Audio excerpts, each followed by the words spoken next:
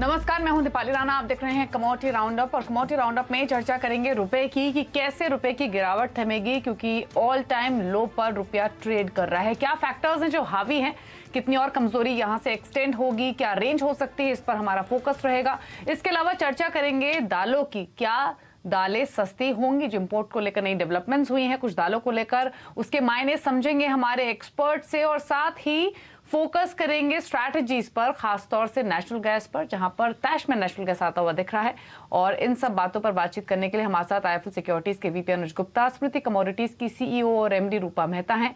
साथ ही रुपए पर बातचीत करने के लिए यूनाइटेड फाइनेंशियल कंसल्टेंट्स के मैनेजिंग पार्टनर के हैं और एग्री फार्म और ट्रेड एसोसिएशन के जनरल सेक्रेटरी सुनील बलदेवा भी हमारे साथ मौजूद रहेंगे। लेकिन सबसे पहले बात रुपए की कर लेते हैं। ऑल टाइम लो पर रुपया ट्रेड करता हुआ 80 के पार पहुंचा है। कई सारे फैक्टर्स हैं जो रुपए पर प्रेशर बनाए हुए हैं, फिर चाहे वो डॉलर इंडेक्स की मजबूती हो, रिसेशन, इन्फ्लेशन के कंसर्न्स हो, या फिर एफआईएस की तरफ से लगातार हो रही बिकवाली का ही इंपैक्ट क्यों ना हो। हालांकि एक फैक्ट ये भी है कि अगर आप बाकी करेंसी से कंपेयर करेंगे, फिर चाहे वो येन हो, पाउंड हो, यूरो हो, तो उसके मुकाबले इस साल रुपया कंपैरेटिवली कम गिरा है। लेकिन इस साल के शुरुआत से 7% का फॉल ऑलरेडी हम देख चुके हैं। बाकी करेंसीज में 15 से 26% तक का फॉल आया है। लेकिन क्या व्यू बन रहा है, क्या ट्रिगर्स और फैक्टर्स इंपॉर्टेंट रहेंगे रुपए के लिए, उस पर बातचीत करते हैं।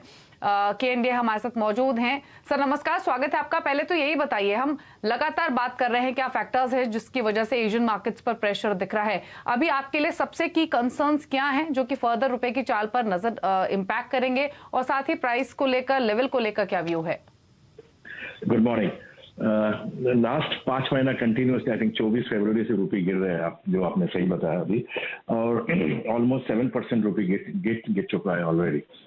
बट एट 80.03 जो आज लाइफ टाइम लो हिट हुआ था, वहाँ पे reserve bank of India with the help of nationalised bank उसको इंटरवेन करके 79.90 10 पैसा नीचे लेके आया 80 का, मे बी 80 सम लेवल। पर मुझे लग रहा है 80-30, 80-50 तक जाने का चांसेस है, because you can't have the rupee falling almost every day. Last almost 5 months हो चुका है। पहला बार ये 2008 में हुआ था, 6 महीना का रुपी फॉल कंटिन्यू। आज ये 5 मंथ्स ऑलमोस्ट हो चुका है। And one of the main reason of course तेल का, डॉलर इंडेक्स 20 ईयर्स हाई। एक सबसे बड़ा है कि जो यूएस ने रेट हाइक किया लास्ट 2 महीने में, वो 75 basis point last rate hike हुआ था 1994 पे। उसका बाद ये last month they hike the rates by 75 basis point. इस साल में already they have hiked 1.75% and they are going to hike, जिसने मार्केट ने डिस्काउंट किया 75 बेसिस पॉइंट 27 को, तो शायद वो 2.5% इस साल पे हो जाएगा, as compare to RBI's rate hike in this year was around 90 basis point. तो ऑब्वियसली द यूएस का जो यील्ड जो हाई चुका है, there is a outflow in the bond market भी दिखाई दे रहे हैं, जो अभी यील्ड चल रहे हैं 10 साल के 7.44 7.45, तो उसी का कारण outflow is continuing. The second thing is that इस फाइनेंशियल ईयर में अप्रैल से लेकर शायद लास्ट वीक तक ऑलमोस्ट 14 से 15 बिलियन डॉलर इक्विटी मार्केट से आउटफ्लो हुआ है एफआईएस का, which is very high. It is almost close to little above 1 lakh crore. So that's a big outflow which has gone up. So ये Ukraine और Russia का पीछे रह गया, ऑयल पीछे रह गया, because of the equity outflow, it has also affected the rupee. The last thing is that RBI has done a very great job in trying to intervene करके to protect the rupee at various levels. It didn't allow a free fall of the rupee. So I feel at this moment again dollar has been overbought. RBI is creating a confidence that they are in the market to support the rupee, maybe at certain level, कोई खास level, rather a fixed level नहीं है. Once they give the confidence that yes, RBI may not allow a certain level, they create a confidence about चलो 80 or 79, 80 और 80 में confidence है, then we will see some flows coming in. जो पैसा capital flow हमारा which is to come, that has been delayed because of the continuous rupee fall. चाहे NRI हो या ECB हो या कुछ भी हो, FII हो, whenever they see a rupee fall, inflow stop हो जाते हैं almost. अभी जब if next couple of days अगर रुपी स्टेडी रहा 79, 80 से 80 का आसपास रहा, तो we will see a temporary reverse, maybe some flows आ जाएगा and could see a correction to 79.50, 79.30. On the upper side, I see 80.30, 40. But this is discounted at a 75 basis point rate hike on 27th of June. Okay. If Fed surprises the market, 27 mister day 27 July clearly, लेकिन वही आपसे जानना चाह रहे थे दोनों scenarios, अगर 75 basis points होता है तो रुपये का रिएक्शन क्या होगा, अगर 100 बेसिस पॉइंट्स होता है तो क्या होगा, और समझिए once in a blue moon chance अगर 50 बेसिस पॉइंट्स भी होता है तो कैसे देखते हैं आप रुपये reaction? Sorry, it was 27 July, correct. If 75 basis point discounted, अगर 75 हुआ तो I don't think much of thing will happen on the rupee. But if there is a 1% hike, then obviously the dollar index will go up, and again the pressure on the rupee will come in. That's going to be obvious. And if it's 50 basis point, I think it would give some relief to the rupee. Maybe it could, dollar index can come down a little bit. The expectation से नीचे rate hike हुआ, and maybe we could see some flows also coming in slowly. So anything above 75 is a pressure of the rupee. Anything on 75 or below 75 could see some stability in the rupee. Mister day, एक चीज जो एक confidence जो हमने cross board, चाहे वो bankers हैं या फाइनेंशियल इंस्टीट्यूशंस हैं, जैसे आपने भी कहा कि 81 भी शायद ही यहाँ पर रुपया जाता हुआ नजर आए, क्या ये एक फॉर्म है या ये एक कॉन्फिडेंस है जो आप क्रॉस मार्केट्स भी एज ऑफ नाउ देख रहे हैं?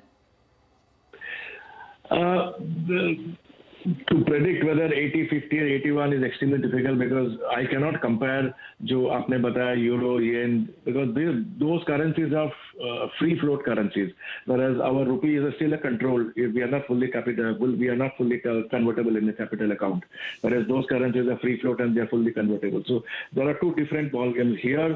Yes, if the rupee should, because you can't have a fall like this going on, तो अंदाजा से 80, 50, 81 के नीचे रह के थोड़ा करेक्शन होना जरूरत है. In fact from here also it should correct if required, because anything fall more from here definitely will hurt the imports and it definitely add pressures to the inflation also. एक चीज और क्विकली मिस्टर डे, हालांकि government ने, finance minister ने RBI की ओर से लगातार हमें स्टेटमेंट मिले हैं कि उनकी क्लोजली वो वॉच कर रहे हैं रुपी मूवमेंट को, लेकिन आप क्या एक्सपेक्ट करते हैं कि कुछ अग्रेसिव स्ट्रैटेजी, को रेस्ट्रिक्टिव स्ट्रैटेजी वो अपनाएंगे अगर रुपया और डिप्रिशिएट होता है तो, या फिर आपको लगता है कि एडिक्वेट रिजर्व्स हैं और जो ये वॉलेटिलिटी या जो वीकनेस उसको मैनेज करने के लिए जो बहुत अग्रेसिव स्टेप्स की जरूरत नहीं है? देखिए एग्रेसिव स्टेप्स में they already started taking steps, जो उन लोग ने ईसीबी को रिलैक्स किया, बट आज भी ईसीबी लेगा तो fully hedge cost ECB it comes over 9%, which may not be practically viable. They have started on the rupee trading. It will take some time to do. Aggressive steps I don't think is required, but definitely जिस तरह से RBI intervene कर रहा है, because they've already intervened around $25-30 billion plus in last couple of months के लिए. I think that thing will continue. Aggressive, I think is 2014 में जब ये रुपये गिरा था, the aggressive step taken was an FCNR swap जो 27 billion आके रुपये को पूरा रिवर्स कर दिया था. So I don't think aggressive step is required, but the way if RBI shows intent to keep a steady rupee for next 7, 8, 10, 15 days, I think that itself will give an indication for the capitals to start coming into India. All right mister day, बहुत शुक्रिया साथ जोड़ने के लिए. तो clearly सरकार की तरफ से और आरबीआई की तरफ से हमने काफी सारे long term, short term measures आते हुए देखे हैं. इनडायरेक्टली और डायरेक्टली उन्हें मार्केट में इंटरवीन करते हुए भी देखा है. तो माना यही जा रहा है कि रुपए ने वहां से सहारा लिया है. और एक बहुत इंपॉर्टेंट पॉइंट जो मिस्टर डे ने यहाँ पर कहा कि रुपी को बाकी करेंसी से शायद कंपेयर करना ही थोड़ा सा गलत है, बिकॉज बाकी सारी करेंसीज फ्री फ्लोट हैं और रुपी फुल्ली कन्वर्टेबल नहीं है. इसके लिए हम वो देख रहे हैं कि रुपए में 7% की गिरावट है, बाकी करेंसीज में काफी ज्यादा. लेकिन आगे बढ़ते हैं और सरकार ने म्यांमार, मलावी और मोजाम्बिक के दालों के इंपोर्ट के लिए नई गाइडलाइंस जारी करी हैं. क्या है पूरी खबर, क्या है एग्जैक्टली टनेज जो अब यहां पर इंपोर्ट किया जा सकता है, वो पूरी डिटेल्स के लिए हमारे साथ जुड़ रहे हैं हमारे संवाददाता असीम मनचंदा. असीम नमस्कार. सरकार की तरफ से कल रात को ये नोटिफिकेशन आया है कि जो इंपोर्ट है उड़द और तुअर का, वो वहां पर उन्होंने खोलता हुआ देखा है. 2022 से 26 तक की उन्होंने अब यहां पर जो क्वांटम है वो रिलीज कर दी है. क्या नंबर्स हैं?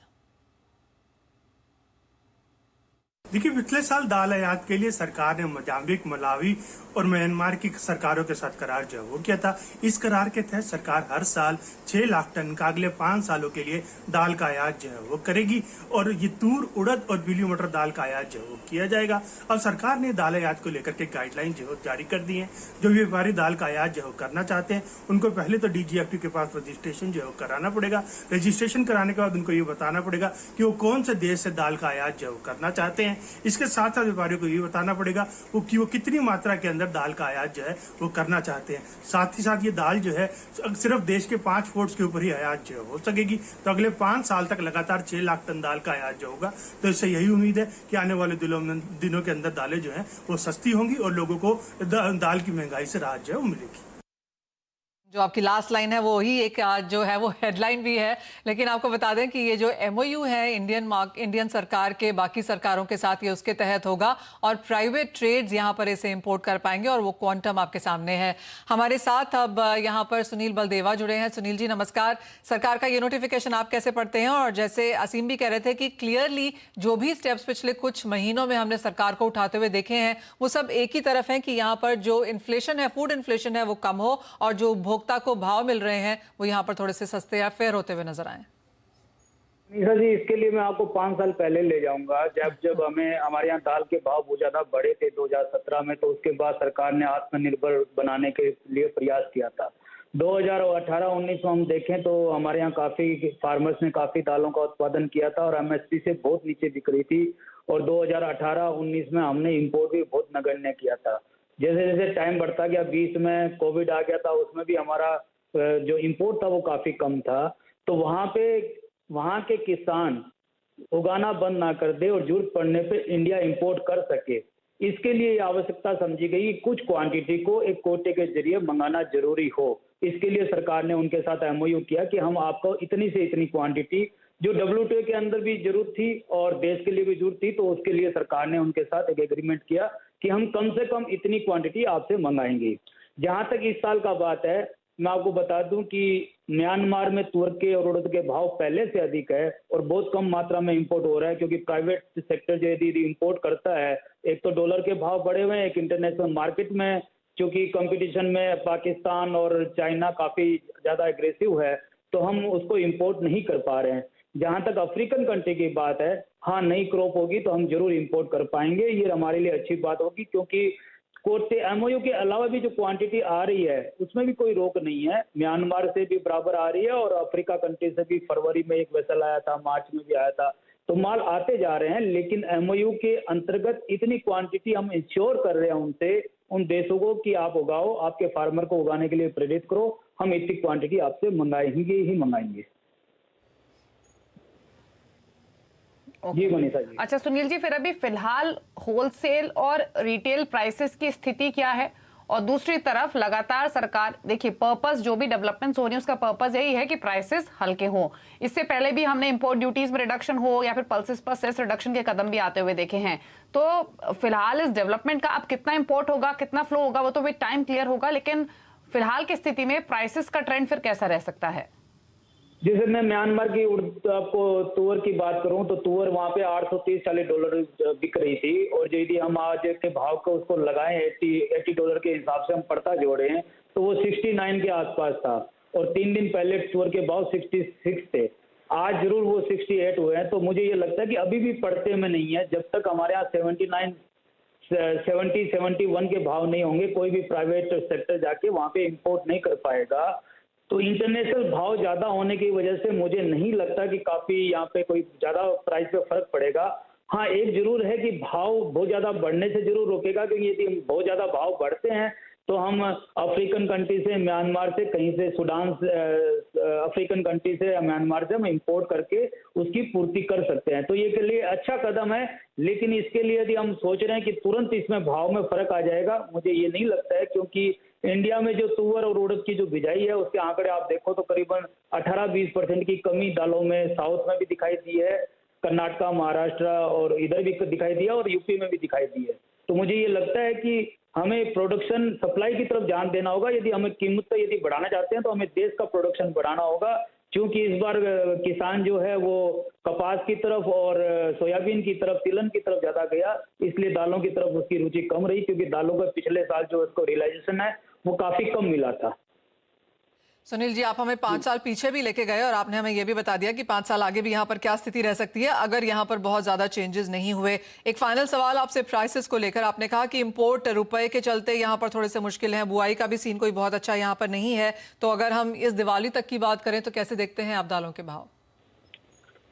जहां तक आपने की बात करी, क्योंकि डॉलर इंडेक्स भी काफी ऊपर चल रहा है और हमारे भी जो डॉलर का भंडार है वो बहुत ज्यादा अच्छा नहीं है, तो मुझे एक लगता है कि डॉलर जो है वो 80-82 के यदि भाव में रहते हैं तो हमें इंटरनेशनल भाव को कंपैरिजन देखते हुए मुझे ये लगता है कि बहुत ज्यादा अगले दीपावली तक हमें रिलैक्स नहीं दिखाई देगा। हाँ, क्योंकि मूंग की बिजाई अच्छी हुई है, मूंग की बारिश भी अच्छी है, तो मूंग की जो क्रॉप आएगी मुझे लगता है केवल मूंग को छोड़ के बाकी दालों की तरफ हमें, उड़द या तुअर स्पेशली बात करूंगा, मैंने पहले भी आपको शायद 1 महीना पहले आपसे ही बात हो रही थी तो आपके चैनल में मैंने बताया था कि मूंग और उड़द में हमें कंसर्न रहेगा। मैं फिर दोहराता हूं कि मूंग और उड़द और तुअर में हमें कंसर्न रहेगा और वापिस हमें अगले 3-4 महीने तक कंसर्न रहेगा, जब तक अफ्रीकन कंट्री का मूंग उड़द तुअर हमारे पास नहीं आ जाए या फिर हमारे यहाँ खुद की पैदावार की तुअर नहीं आ जाए, तब तक हमें इसमें भाव की तरफ थोड़ा रिलैक्स हमें नहीं दिखाई देगा। शुक्रिया सुनील जी बातचीत करने के लिए, अपने व्यूज देने के लिए। तो क्लियरली ये स्टेप तो जरूर उठाया गया है नई गाइडलाइंस के साथ, लेकिन इंटरनेशनल प्राइसेस हायर होने की वजह से चैलेंजेस हैं अभी भी। प्राइसेस यहाँ से बहुत नीचे आएंगे इसकी पॉसिबिलिटी फिलहाल तो नहीं है इमीडिएट बेसिस पे, लेकिन यहाँ से बढ़ेंगे भी नहीं, ऐसी स्थिति दिख रही है। लेकिन अगर एग्री स्पेस को देखें फिलहाल तो ग्वार पैक में वीकनेस दिखेगी आपको, कैस्टर और कपास में कमजोरी दिख रही है, स्पाइसेस के पैक में थोड़ी बहुत खरीदारी है। क्या स्ट्रैटेजीज हो सकती हैं, क्विकली ले लेते हैं। रूपा बताइए आपकी कुछ ट्रेडिंग स्ट्रैटेजीज एग्री स्पेस से। देखिए, एग्री कमोडिटीज में अभी पिकवाली का दौर देखने को मिल रहा है। बिल्कुल स्पाइसेस को छोड़ दे तो सभी कमोडिटीज प्रेशर के साथ कारोबार करती दिखाई दे रही है। यहाँ पे बिनोला खल काफी अच्छा लग रहा है सेलिंग के लिए। एक्सपेक्टेड है कि इसमें अभी और करेक्शन बढ़ सकती है और 2400 तक नीचे एक बार प्राइसेस जाते हुए दिखाई दे सकते हैं। वहीं अगर ग्वार की बात करें तो ग्वार के अंदर भी प्रेशर कंटिन्यूशन में रह सकता है, कम 9000 के नीचे लुढ़कती हुई दिखाई दे सकती है। वहीं अगर सीड देखें तो सीड भी नीचे में 4800 के आसपास सपोर्ट ले सकती है। और इसके साथ साथ मसालों में अच्छी अपॉर्चुनिटी है बाइंग की। नो डाउट अभी हल्दी काफी नीचे चल रही है और हल्दी में अगर थोड़ा बहुत और करेक्शन आता है 7500 के आसपास तो हल्दी एक अच्छी अपॉर्चुनिटी हो सकती है फॉर लॉन्ग टर्म प्रोस्पेक्टिव से, उसके अंदर बाइंग किया जा सकता है। सेम एज इट इज धनिया में भी अभी काफी अच्छा लग रहा है मुझे धनिया, यहाँ से धनिया में भी बाइंग की अपॉर्चुनिटी है और इसमें भी थोड़ा डिप आए तो धनिया में भी खरीदारी की तरफ रहा जा सकता है। और जीरे में ऑलरेडी हम प्राइसेस ऊपर आते हुए देख चुके हैं, 23000 के ऊपर जीरा ट्रेड करता हुआ दिखाई दे रहा है। यहाँ पर छुटमुट और खरीदारी आ सकती है लेकिन करेक्शन की तरफ जाता हुआ नजर आ सकता है। फिलहाल के लिए 23500 तक का स्तर एक बार संभव है कि जीरे के अंदर देखने को मिल सकता है। चलिए, तो स्ट्रैटेजीज भी आपको मिल गई हैं। अब रुक रहे हैं इसी के साथ एक ब्रेक के लिए, लौटेंगे तो फोकस करेंगे एनर्जी पैक पर, खासतौर से क्रूड नेचुरल गैस पर, एक ब्रेक के बाद।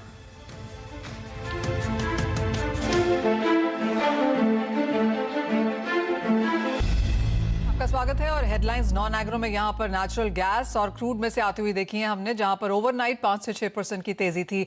अनुज, कैसे देखते हैं अब आप यहाँ trends? Manisha ji good morning. देखिए, क्रूड के अंदर हमने कल एक अच्छी रिकवरी आते हुए देखी और $105 के आसपास क्रूड के भाव आते हुए दिखाई दिए हैं। सप्लाई कंस्ट्रेंट की वजह से भावों को सपोर्ट मिला है। हालांकि जब से बाइडन होकर आए हैं साउथ अफ्रीका, मुझे लगता है कि अरब देश में, वहां पर हमें लगता है कि एक जो प्रोडक्शन बढ़ाने की बात है वहां पर देखने को मिल सकती है। तो आने वाले समय में हम थोड़ा बहुत प्रोडक्शन भी बढ़ते हुए देखेंगे, मगर फिलहाल जिस तरीके से अभी एक सप्लाई कंस्ट्रेंट है उसकी वजह से भावों में तेजी आती हुई दिखाई दे रही है। हमें लगता है कि क्रूड के अंदर एक बाउंस बैक रहेगा, ऊपर में $107-108 तक के लेवल देखने को मिल सकते हैं। एमसीएक्स की अगर बात करें तो 8300 8400 तक के लेवल यहाँ पे एक बार आ सकते हैं। तो वेरी इंट्राडे पर्सपेक्टिव से हमें लगता है कि क्रूड के अंदर खरीदारी का ट्रेड देखने को मिल सकता है। 100 से 150 रुपए की तेजी क्रूड में देखी जा सकती है। जहां तक नेचुरल गैस का सवाल है, यहाँ पर हम एक ओवरबॉट सिचुएशन आती हुई देख रहे हैं। हमें लगता है कि 600 के आसपास एक रेजिस्टेंस रहेगा जहां पर हम एक बिकवाली को हावी होते हुए देखेंगे।